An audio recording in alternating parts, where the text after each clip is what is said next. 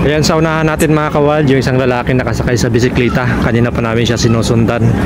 Siguro nasa edad 60 na siya. At maraming daladalahan, punong-puno yung bisikleta niya. Pero yung kakaiba, sa halip na nagpipedal siya para umandar yung bisikleta niya, yun nakikita niyo po, ipinapadyak nilang yung kanyang paa para umusad yung kanyang bisikleta. Samahan niyo po kami mga kawild at sana pumayag siya makausap natin.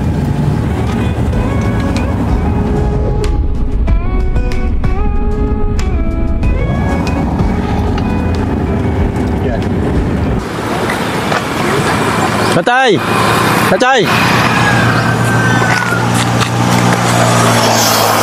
Saan po ang punta mo? Dito lang. Dito lang? Oo. Ano po itong dala mo? Binibinta mo? Dahil po. May gusto ko. Dahil. May... Amat. Hindi po. Ako kaya magka. Hapon na. Ay, hapon na. O sige, masunod kami sa imo.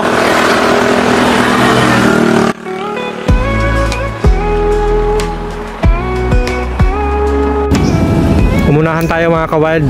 Hintayin natin si kuya doon sa dulo. At sana sa pangalawang pagkakataon magpaundak na siya ng panayam sa atin.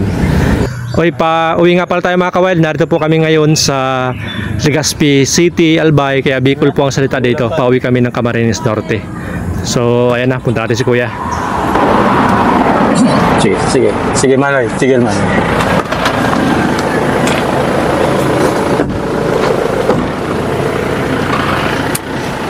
Tatay, halika. Halika, halika.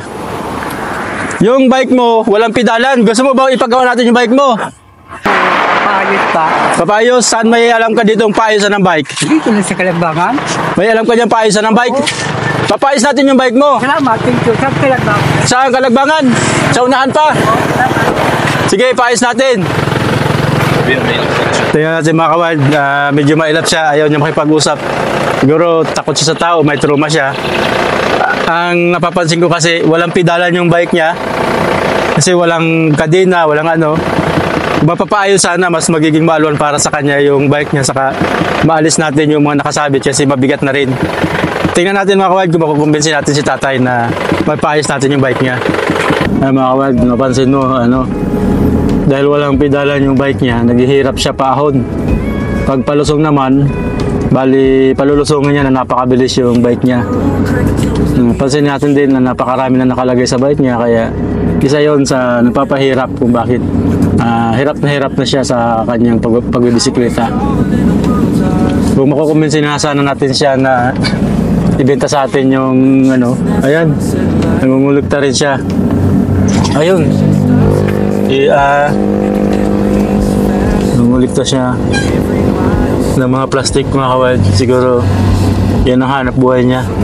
Sideline niya siguro yung pangulikta ng plastic. Tubig. Tubig yung nakuha niya. Ayun o. Kinukuha niya yung plastic.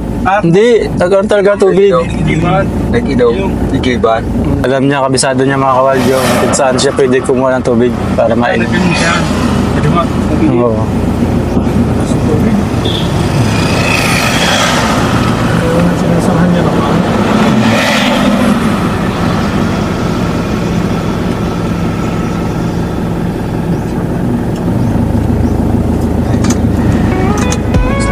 Siguro boy ay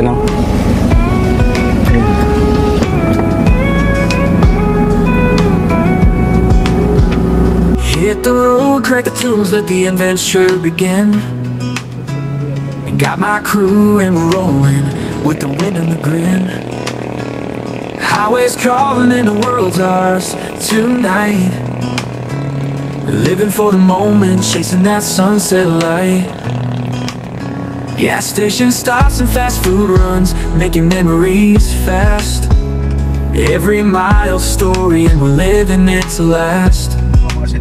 From the city of lights to the country skies, we're all about the ride. With the music up loud and my best friends by my side. Road trip vibes, feeling free and wild. Every mile's a new adventure, every laugh a new smile. With the open road ahead and the stars in our eyes. Road trip vibes, we're living high on life. Bali, ang takbo dito sa amin sasakyan ay 30 kilometers per hour. Ayan, matulin din yung takbo niya kapag ka naglulusong. Ang problema lang, wala siyang preno. Kaya medyo delikado yung ginagawa niya. Siguro ganun na siya kasanay, kaya hindi na siya na-aksidente. Ayan na, naku. Ayan na nga. Ayan na, hataw na siya. Tumatakbo na tayo ng 40 kilometers per hour. Ayan na, nasa 60 na. 60 na. Naku, 80 na. Joke lang. Talagang bangking. Walang preno pati yun. Yeah. Ano kaya yan kung kailangan niya pa preno? Sinasamantala niya habang panso. Yan. Wala yung pinakaragisip lang yan.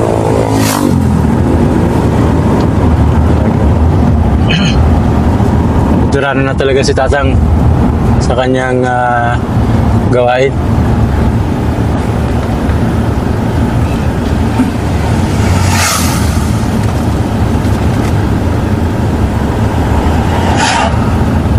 Yan na, buti na lang wala nakaharang.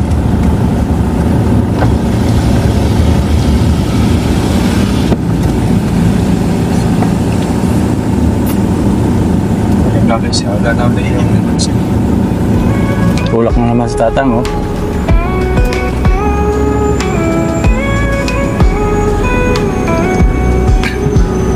Hit the road, crack the tunes, let the adventure begin.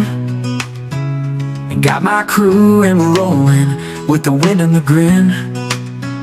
Highways calling and the world's ours tonight. Living for the moment, chasing that sunset light. Gas station stops and fast food runs, making memories fast. Every mile story and we're living it to last. From the city of lights to the country skies, we're all about the ride. With the music up loud and my best friends by my side. Road trip vibes, feeling free and wild.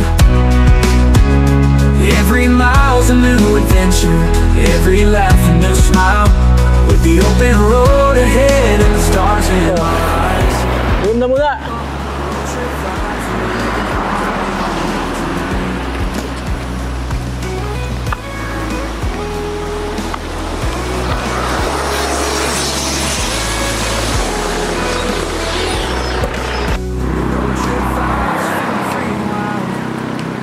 Magkano ang isa, kuya? 300 do. 300. Ayun, tiyan ko daw. Ayun, may 1 kilo, oh. Tatlo. Ano po itong tawag dito sa magandang ibon, kuya? Tikling, ariwari, tikugas. At alin po ang tikling dyan? Yung, ayan ang tikling, yung ano, ang tikugas. Ito, yung puti. Ayan. Alam mo lahat yan. Dito, ariwariw. Ariwari. Ito, ariwariw.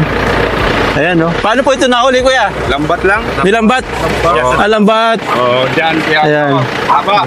Nilalagay namin yung lambat dyan. Ikot kami, may piti.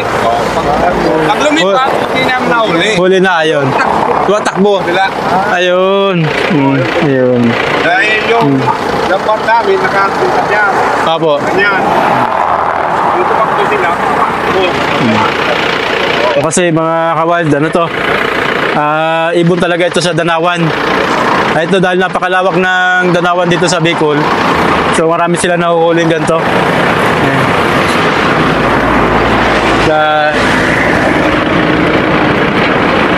Siguro kahapon lang ito nahuli o kaninang maga.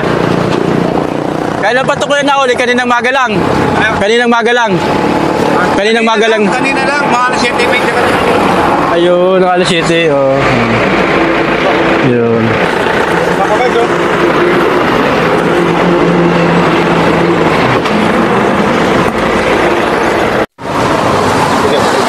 Ngayon mga kawild, bali pakawalan natin to dito sa Bicol National Park, itong mga tikling na ito. Para hindi natin sila binalik sa Danawan doon kasi mahuhuli din sila sigurado.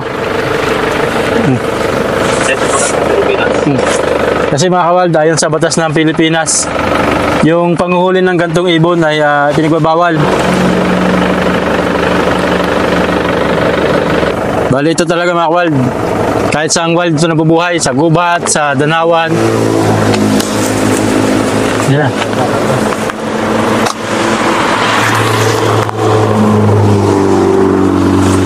na kayo sa ngayon. Ano, hindi ako pahinga. Spark. Hindi. Spark. Lakas na.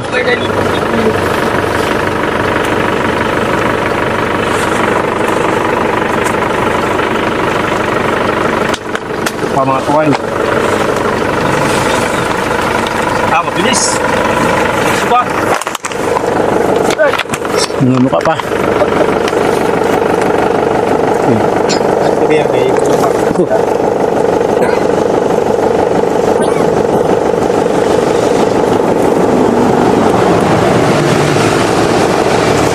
Wala.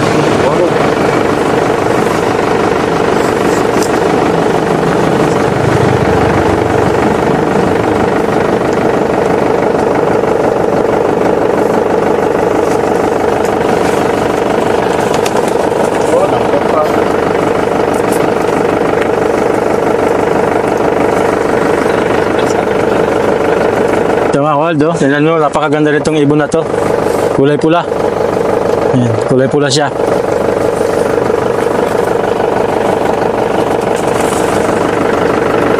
Hindi ko matawid sa magpatawid ko sa kalsada. Kalsada ba? Ano ba yun? Diba? Ayan na. Okay. Yan mga ka-wild. Bali nagtanong-tanong kami sa mga taga rito kung saan ang bahay ni Kuya Pilis. Pilis daw ang pangalan niya. At ito yung tinuro niya. Ito daw ang bahay ni Kuya Pilis mga ka-wild. Dati daw galing siya doon sa tulay. Kaya lang, sa ilalim siya ng tulay nakatira. Pero ngayon yung tulay na yun, nire-repair. Lumipat siya dito. Ano to? Kalilipat niya lang dito sa lugar na ito. Dito siya natutulog mga ka-wild. Pero nilampasan na natin siya. Siguro mga 5 kilometers ang layo niya ngayon sa atin. Dahil mabagal siya, nauna kami. Para alamin lang kung saan yung bahay niya kasi pauwi lang kami galing sa Bicol. Dito daw siya natutulog mga ka-wild, sabi ng mga tao dito. Kung makikita mo, halos walang bubong, mga dahon lang yung tinakip niya. At sigurado, natutuluan siya dyan. Natutuluan siya dyan sa tulugan niya na ito. Siguro babalik tayo mga ka-wild para una makamusta natin siya. Kung may ano magagawa natin dito, may tutulong sa kanya. At iniisip rin namin na mabigyan siya ng bisikleta.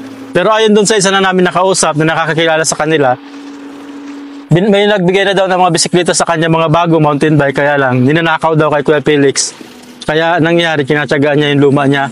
Mas mabuti daw na ibigay ay luma para hindi daw interesin ng ibang tao. Kaya siguro tingnan natin mga ka-wild kung ano yung magagawa natin, pero pangunahin magkaroon sana ito ng maayos na bubong kahit trapal lang, hindi siya nababasa dito. Babalik tayo mga ka-wild para mas makita natin yung totoo niyang kalagayan dito.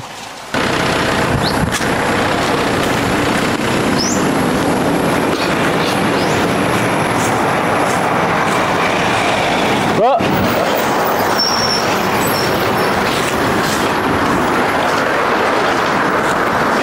Saan ang punta mo? Ha? Kapalungga? Kapalungga? Layo pa. Saan ka galing? Galing nang? Galing nang? Galing saan? Gamit po na ito, Ang dito tayo gilid. Dito tayo, mabungo tayo. operasyon po ay. May? Operasyon. May operasyon ka? Ay, oo. Sa dumi. Kaya pala. Naglalakad ka. May kamag-anak ka sa Kapalungga? Hindi na po ko nila. Doon nga po dito. Ang pagka-operasyon sa akin.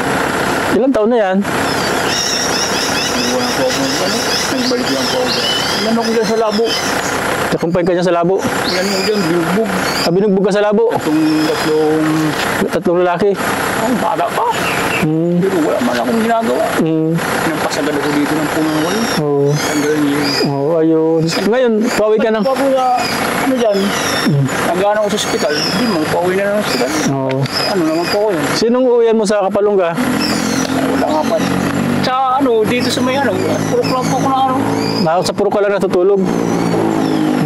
Hindi na po ko yan inanon. Ano po kasi gusto eh. Yung babae mo na ano.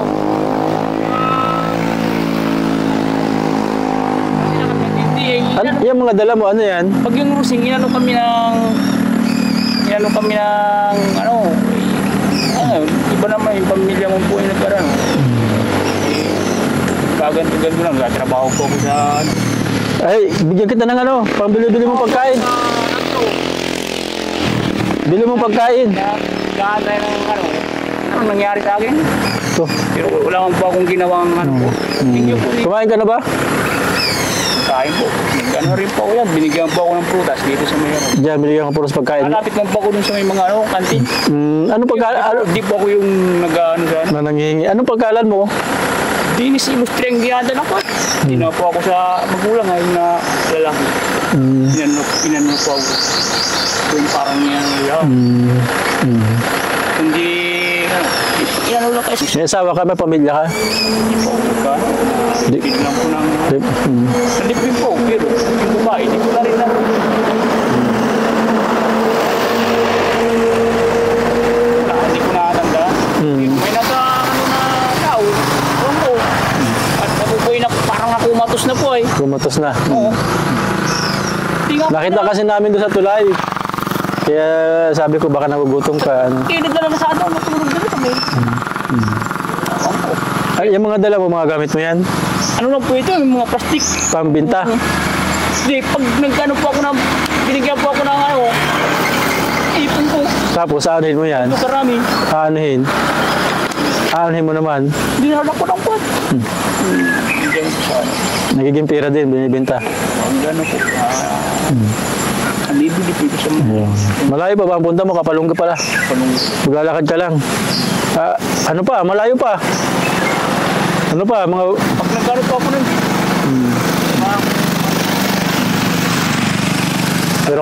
Meron ka palang opera dyan. Ilang taon na yan? buwan na po ito. Saan yan inopera?